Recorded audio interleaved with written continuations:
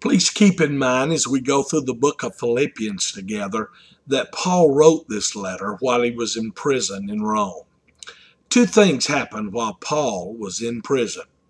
The people who loved him felt like they needed to pick up the slack and do his job for him while he was in prison. Then there were a group of people who tried to take advantage of his troubles and imprisonment and to profit from their own preaching. He said their motives were wrong. Here is what Paul wrote in Philippians chapter 1, verses 12 through 19. He said, "And I want you to know, my dear brothers and sisters, that everything that has happened to me here has helped spread the good news. For everyone here, including the whole palace guard, knows that I'm in chains because of Christ. And because of my imprisonment, most of the believers here have gained confidence and boldly speak God's message without fear.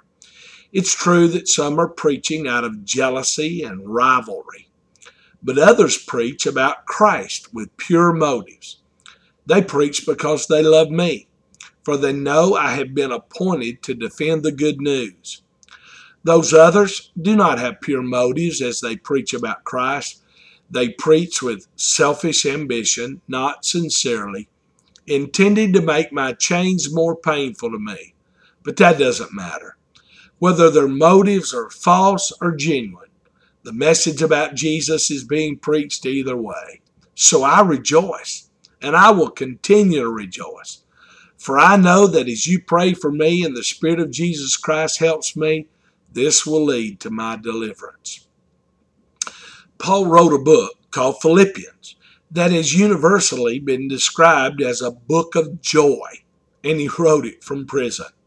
He's filled with joy for several reasons. One, though he is in prison, he is chained to a group of Roman soldiers.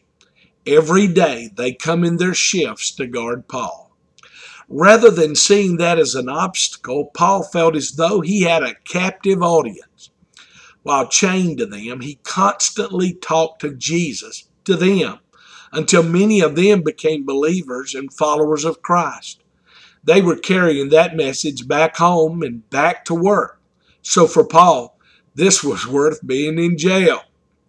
Second, Paul was filled with joy because he saw the people who loved him redouble their efforts to preach Jesus in his absence. They became bolder and bolder.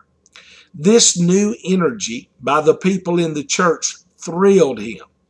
Instead of him having to do all the preaching, the people of the church were now motivated more than ever to spread the word personally about Jesus.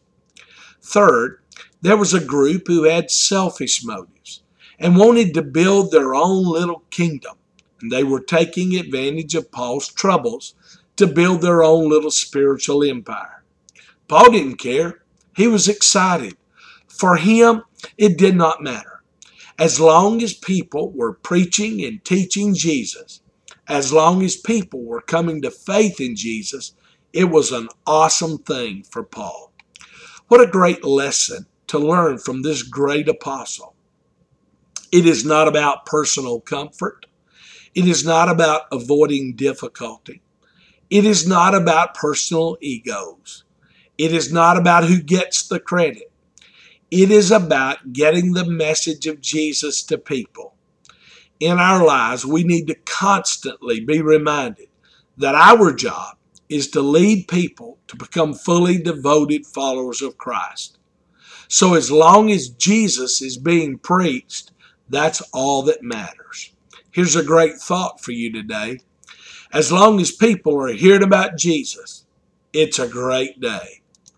Here's a prayer to pray today. God, help me to live with a single-minded determination to spread the message of Jesus Christ to the world that I live in. God bless you.